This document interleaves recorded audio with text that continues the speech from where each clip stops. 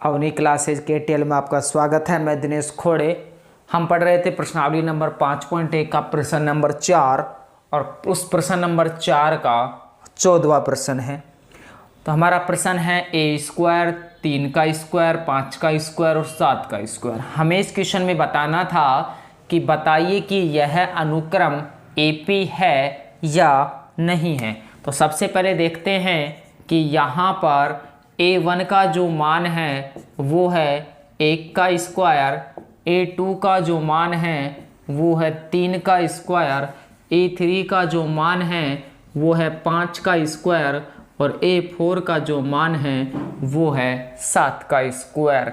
AP है या नहीं इसके लिए क्या करते हैं, a2 में से a1 को घटाएंगे, a3 में से a2 को घटाएंगे, a4 में से a3 को घटाएंगे और घटाने पर आने वाला मान तीनों समान होते हैं तो यह सूची AP होगी। यदि तीनों मान समान नहीं आते हैं तो यह सूची AP नहीं होगी। तो देखते हैं, घटाकर देखते हैं हम कि a2 माइनस a1, a2 का मान है 3 का स्क्वायर माइनस 1 का मान है 1 का स्क्वायर। 3 का स्क्वायर होता है 9 माइनस 1 का स्क्वायर होता है 1 और 3 में से 9 में से 1 घटाएं तो 8। इसी प्रकार a3 माइनस a2 करेंगे, a3 का मान है 5 का स्क्वायर माइनस a2 का मान है 3 का स्क्वायर। 5 का वर्ग होता है 25 और 3 का वर्ग होता है 9। 25 में से 9 घटाएं तो ये आएगा 16।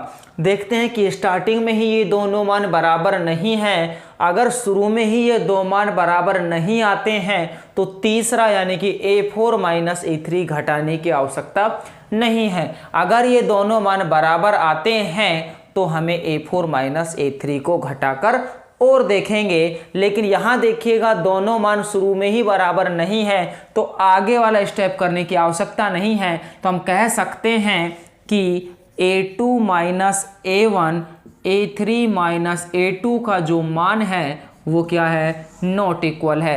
अगर ये बराबर नहीं है तो कहेंगे अतः यह सूची AP नहीं है, अतः यह सूची AP नहीं है। और इसके बाद इस प्रश्नावली का लास्ट क्वेश्चन बचा हुआ है, देखते हैं।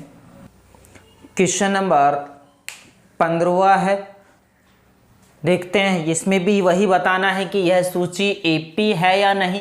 अगर ये सूची AP है तो इसके 3 पद और ज्ञात कीजिए। यहाँ देखते हैं तो यहाँ सबसे पहले a1 का जो मान है वो है 1 का स्क्वायर, a2 का जो मान है वो है 5 का स्क्वायर, a3 का जो मान है वो है 7 का स्क्वायर और a4 का जो मान है वो है 73। तो घटाकर देखते हैं, यानी कि a2 में से a1 घटाएंगे, a2 का मान है 5 का स्क्वायर माइनस a1 का मान है 1 का स्क्वायर। तो देखते हैं 5 का वर्ग होता है 25 माइनस 1 का वर्ग 1। तो देखते हैं 25 में से 1 घटाएं तो 24। इसी प्रकार a3 माइनस a2 को घटाएंगे, यानी कि a3 का मान है 7 का स्क्वायर और a2 का मान है 5 का स्क्वायर। 7 का स्क्वायर होता है 49 माइनस 5 का वर्ग होता है 25 और 49 में से 25 घटाएंगे तो 24। दोनों मान समान आ रहे हैं, इसलिए अभी तो a4 माइनस a3 को और घटाएंगे।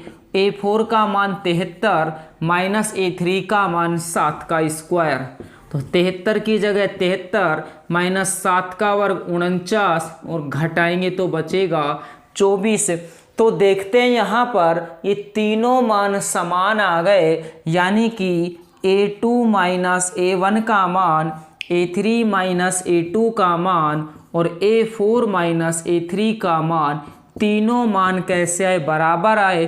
और किसके बराबर आए, 24 के बराबर आए। अगर ये तीनों मान समान हैं तो अतः यह सूची कैसी होगी, एपी होगी। अतः यह सूची एपी होगी। और हमसे कहा है कि यदि यह सूची एपी है तो इसके 3 पद और ज्ञात कीजिए। तो इसका सार्वंतर जो आएगा, सार्वअंतर को हम लिखते हैं डी से, और डी जो होगा वो ये होगा जो यहाँ बराबर आया है। तो डी कितना हुआ, 24। तो हमारे पास A1 है, A2 है, A3 है, A4 है। हमें निकालना है A5, A6 और A7। तो देखते हैं A5 निकालना है तो A5 का फॉर्मूला होता है A, पिछले वाला पद कौन है, A4 प्लस D। तो देखते हैं A4 का जो मान है वो है 73 प्लस D का मान है 24। जोड़ देते हैं, 3 और 4 7 और 7 और 2 9। इसी प्रकार A6 निकालते हैं। A6 का फॉर्मूला होता है A5 प्लस D। A5 का मान आया 97 प्लस और D का मान है 24। देखते हैं यहाँ पर, जोड़ते हैं, 7 4 11, 9 2 11 और 1 12, 121 होता है 11 का स्क्वायर। A7 निकालें। A7 होता है पिछले पद में D जोड़ दें तो अगला पद आता है। तो A6 का मान कितना है, 121 प्लस D का मान है 24।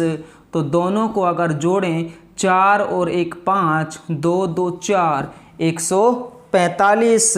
तो इस प्रकार इसके 3 पद यहाँ तक होंगे और इस प्रकार आपकी प्रश्नावली होती है कंप्लीट। आपसे निवेदन है कि अवनी क्लासेस के टीएल को शेयर एंड सब्सक्राइब कीजिए। आपका बहुत बहुत धन्यवाद।